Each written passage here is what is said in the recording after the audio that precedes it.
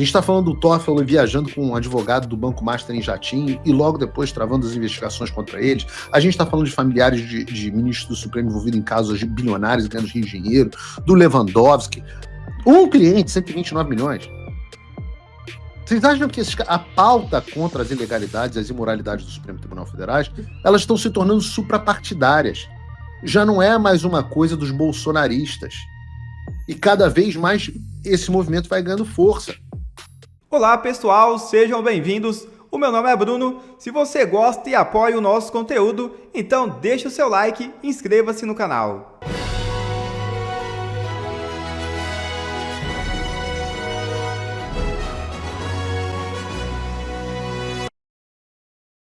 Sóstenes destitui Bibo Nunes em meio a conflito na votação de Glauber. É isso mesmo.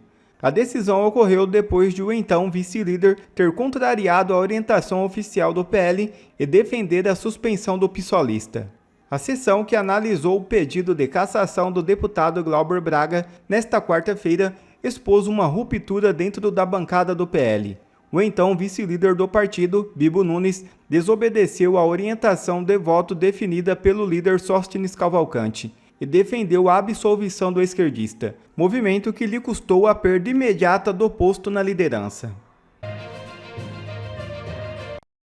OAB-SP apoia a proposta de Fachin por código de conduta para o STF. Entidade paulista vê avanço institucional em proposta que cria regras específicas para ministros de tribunais superiores. A seccional paulista da Ordem dos Advogados do Brasil manifestou o apoio à iniciativa do presidente do Supremo Tribunal Federal, ministro Edson Fachin, que defende a criação de um código de conduta específico para magistrados de cortes superiores, incluindo a própria corte. A proposta, inspirada em modelos adotados em tribunais constitucionais de outros países, como a Corte Constitucional da Alemanha, busca estabelecer parâmetros mais claros para a atuação de ministros fora do ambiente institucional. Em nota, a OAB-SP e sua Comissão de Estudos para a Reforma do Judiciário destacaram que a medida pode fortalecer a ética e a segurança institucional do sistema de justiça. E para Vieira, prisão de ministros do Judiciário está próxima. Vieira fez críticas ao voo de Toffoli com o advogado do caso Master e ao escritório da família de Moraes. Durante sessão da Comissão Parlamentar de Inquérito do Crime Organizado no Senado, na última terça-feira, o relator do colegiado, Alessandro Vieira, previu que o Brasil está prestes a presenciar a prisão de ministros de tribunais superiores.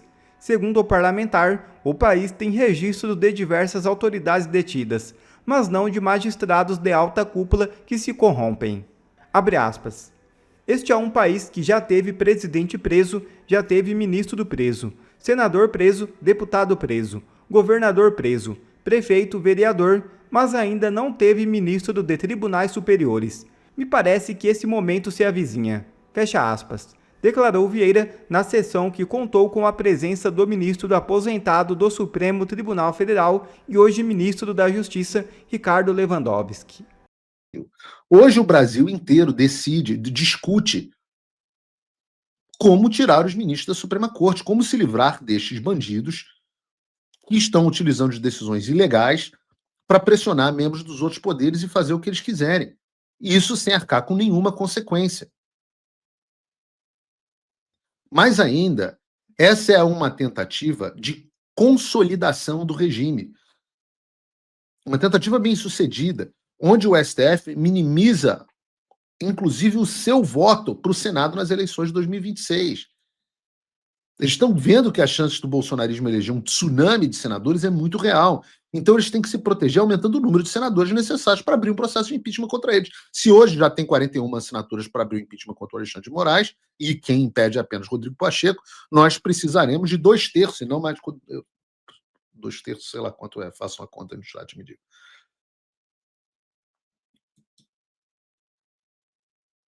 Ora, as pessoas falam, Paulo Figueiredo, você tentou abolir violentamente o Estado Democrático de Direito. Ora, isso é que é um atentado violento ao Estado Democrático de Direito, inclusive com extorsão. Ora, diluir o poder de escolha do povo, inviabilizar a vontade popular? Isso é democrático? Decidir um processo e utilizar a sua decisão como forma de negociação barra chantagem de políticos, isso é democrático? A gente, é o Brasil onde é democrático é isso e antidemocrático é ir para manifestação com a Bíblia na mão. Vigília é um negócio horroroso. Ai de quem denunciar isso que eu estou falando. E eu faço uma pergunta honesta para vocês, honesta. Em algum veículo de comunicação do Brasil hoje, alguém coloca as coisas de forma tão franca e honesta como eu coloco aqui? Não há, simplesmente não há. E a gente já tem uma ideia de como vai ser o texto posto à votação para mudar a lei do impeachment.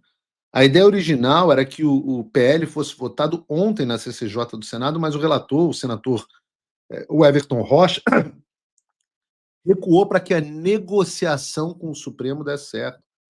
Feita a negociação, ele antecipou algumas das mudanças que vão ser feitas. Primeiro, vai mudar quem pode propor um pedido de impeachment, prerrogativa que vai passar a ser restrita a entidades. Prepare sua gargalhada. Entidades como a OAB, a PGR e partidos políticos com representação no Congresso. Os cidadãos também poderão propor um pedido de impeachment, mas a condição vai ser um abaixo-assinado endossado por pelo menos 1% do eleitorado do Brasil, algo como 1,5 milhão de pessoas, cujas assinaturas teriam que ser verificadas e poderiam ser eventualmente canceladas caso alguém, como, não sei, um ministro do STF, ache que elas não são válidas. E sabe essa previsão que o Gilmar Mendes forçou na decisão, que seria necessário 2/3 parlamentares para abrir processo de impeachment? Foi adotada pelo relator do projeto de lei. Na prática, então, o Senado está aceitando transformar em lei o que o Gilmar Mendes decidiu na canetada. Estão validando, o Senado está validando o golpe, a consolidação do golpe. O golpe foi dado em 2022. A consolidação do golpe do Gilmar Mendes. É um negócio de maluco. E vejam, o grau de movimentação que o Supremo Tribunal Federal tem tido. Peço a vocês um segundo, parem aqui. Vê se meteu o dedo no like. Eu tô vendo que vocês não meteram.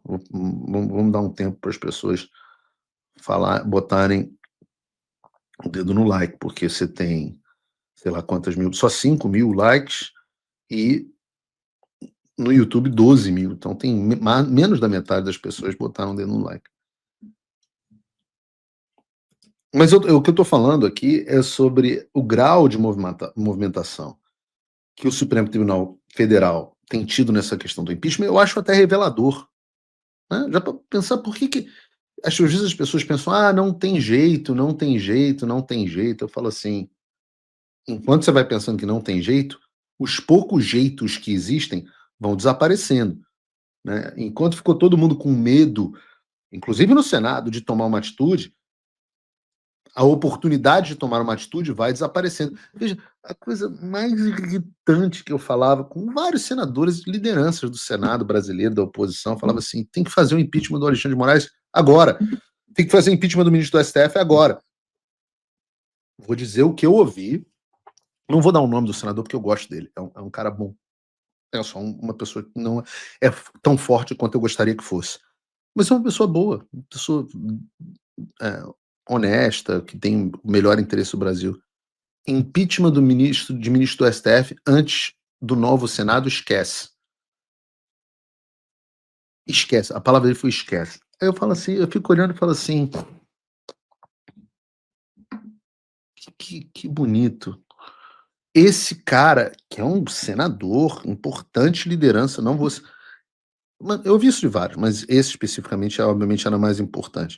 Falo assim, essa pessoa acha mesmo que a gente vai ter oportunidade em 2027 Ora, o próprio governador Tarcísio, nas minhas conversas com ele falava assim: não, se a gente perder 26, a gente está roubado. Eu falei assim, vocês acham mesmo que esses caras vão ficar parados esperando e vendo o povo eleger outras pessoas e que vai dar tudo certo? Mas como pode ser tão inocente?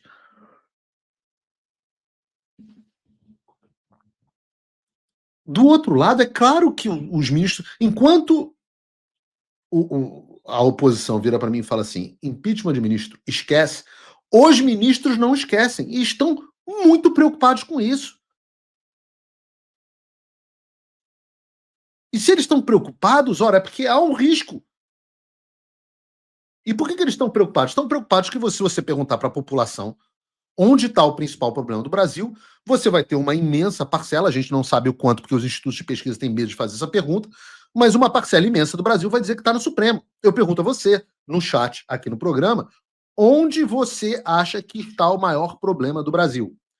Nós estamos falando aqui falamos ontem no programa de 120 milhões, 129 milhões de reais de propina legalizada pagos para Viviane de Moraes por um cliente. A gente está falando do Toffoli viajando com um advogado do Banco Master em jatinho e logo depois travando as investigações contra eles. A gente está falando de familiares de ministros do Supremo envolvidos em casos de bilionários ganhando de dinheiro, do Lewandowski. Isso a gente está falando de. A gente falou de praticamente um cliente ontem. Um cliente que a Neymar da advocacia brasileira, hoje saiu até a notícia de que, na verdade, o contrato era para defender os interesses junto ao Banco Central, junto a não sei o quê, o Congresso. Um cliente, 129 milhões. Vocês acham que a pauta contra as ilegalidades e as imoralidades do Supremo Tribunal Federal, elas estão se tornando suprapartidárias. Já não é mais uma coisa dos bolsonaristas. E cada vez mais esse movimento vai ganhando força. Ontem, não retuitei não, porque eu não consegui. Mas eu fui lá e comentei num tweet sobre isso do Leandro Demore, funcionário da TV Lula. Eu falei assim, Demore, pelo amor de Deus, se você ficar tweetando coisa que eu concordo, eu vou começar a ter uma crise de identidade. Veja, um tema que une o Paulo Figueiredo e o Leandro Demore, ou Demori, sei lá, nunca sei o nome desse cara, que foi aquele cara que debateu comigo no Inteligência Limitada, uma pauta que une ambos é uma pauta perigosa para o Supremo. Só que tem mais. Vejam, por exemplo, o que falou o senador Alessandro Vieira. Coloca o vídeo do senador Alessandro Vieira. Os que acham normal, cotidiano, caronas em jatinho pago pelo crime organizado, notoriamente pelo crime organizado, não é surpresa. Descobri hoje que era crime organizado. Não, o cara sabe que é crime organizado. Entra no jatinho, vai para uma viagem paga pelo crime organizado, acessa um evento de luxo pago pelo crime organizado, se hospeda, come, bebe, pago pelo crime organizado e retorna a Brasília para julgar na nossa Corte Superior. E é um desafio muito grande, sabe, ministro? Porque isso eu falo de experiência própria. Desde 2019 que eu entro nessa casa, eu tento enfrentar esse problema. E não consigo ainda encontrar um caminho adequado. Mas gostaria de ouvir Vossa Excelência se existe esse caminho e que caminho nós podemos seguir para reduzir essa infiltração dos poderes. E eu usei o exemplo, evidentemente, da Suprema Corte, mas poderia usar do Senado da República, onde nós temos campanhas financiados pelo crime organizado, na Câmara dos Deputados, da mesma forma, nas Assembleias Legislativas. Esse é um país que já teve presidente preso, já teve ministro preso, senador preso, deputado preso, governador preso, prefeito, vereador, mas ainda não teve ministro dos Tribunais Superiores. E me parece que esse momento se avizinha. Então, eu gostaria de ouvir Vossa Excelência sobre o tema. Esse momento se avizinha. Eu acho maneiro que ele está fazendo essa pergunta pro Lewandowski, falando do Vorcaro, sendo que o Lewandowski também está metido no rolo. Mas quando a gente fala de Alessandro Vieira, vejam, nós não estamos falando de um senador bolsonarista. Não é um senador de extrema, não é o Magno Malta, não é um senador de extrema direita, antidemocrático. O próprio senador Girão, antidemocrático, não é nem bolsonarista, mas antidemocrático de extrema direita também. A gente está falando do Alessandro Vieira, que é alguém visto pelo establishment político como um moderado. E esse cara moderado está falando que se aproxima o tempo da prisão de um ministro do STF. Claramente, na sua fala, ele está se referindo ao Dias Toffoli. E essas são pautas que estão no coração do Brasil. Além da prisão, só se fala em prisão, que é um sonho dourado, ou o impeachment de ministro do STF. Essa é a grande pauta das eleições do ano que vem para o Senado. Alguém tem alguma dúvida disso? E a reação do Gilmar, que nós vimos aqui, é a evidência de que eles estão preocupados. E, claro, todo mundo pensa muito no Flávio Dino,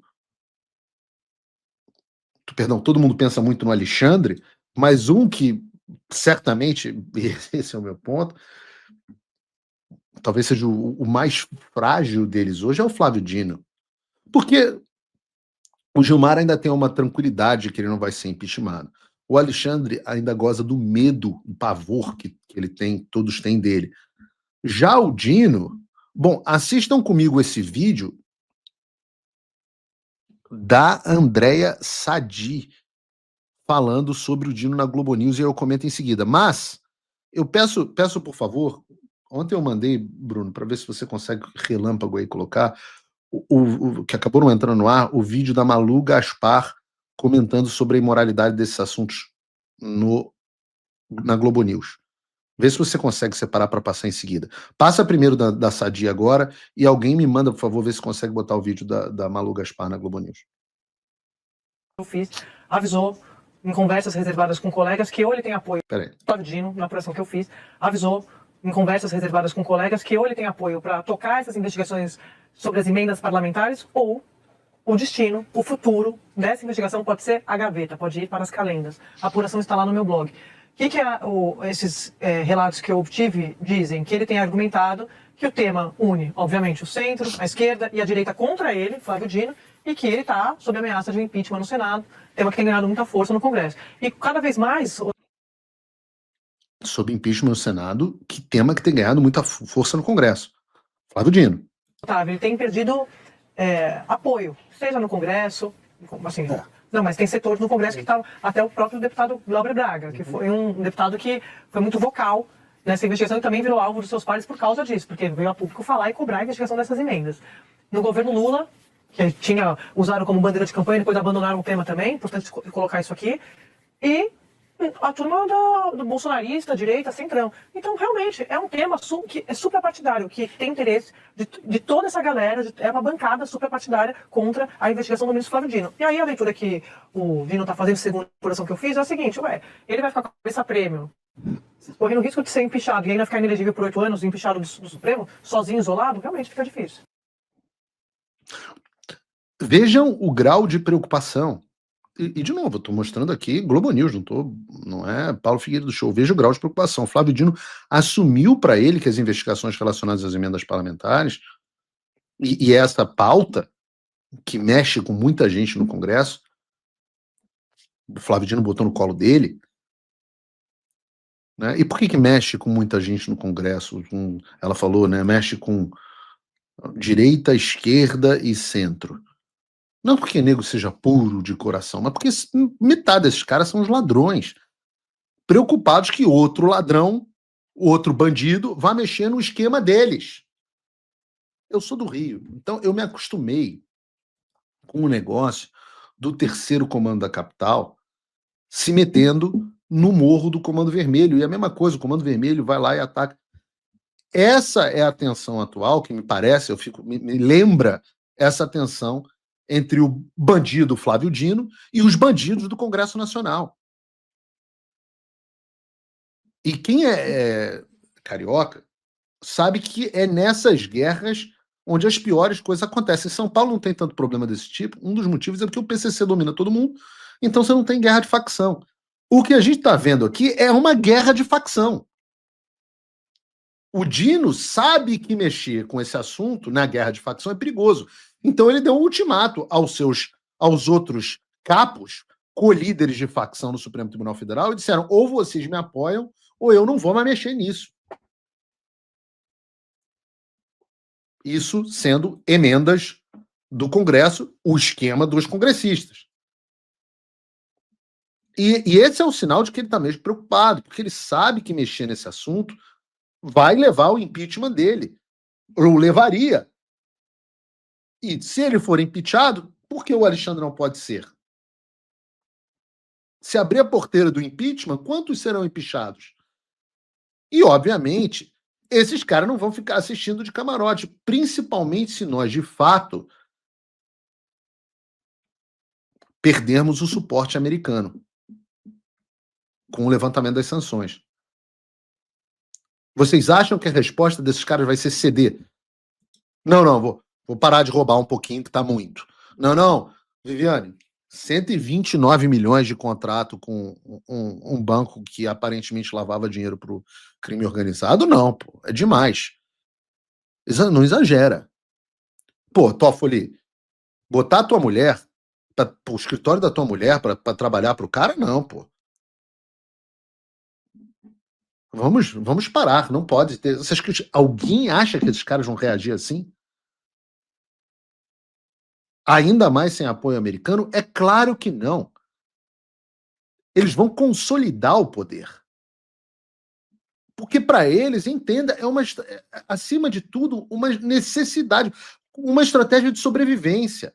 Por isso que tem o Gilmar chantageando o Senado. Por isso que o Dino está pedindo que os outros ministros do STF apoiem ele, como apoiou o Gilmar. Eles não têm outra alternativa a não ser consolidar o poder, e a forma de fazer isso é através de censura, que eles já estão fazendo, do impedimento de reações no Congresso e até mesmo aumentando a perseguição aos opositores mais ferrenhos, pegando a cabeça deles, perseguindo, fazendo o que eles sempre fizeram e estavam fazendo.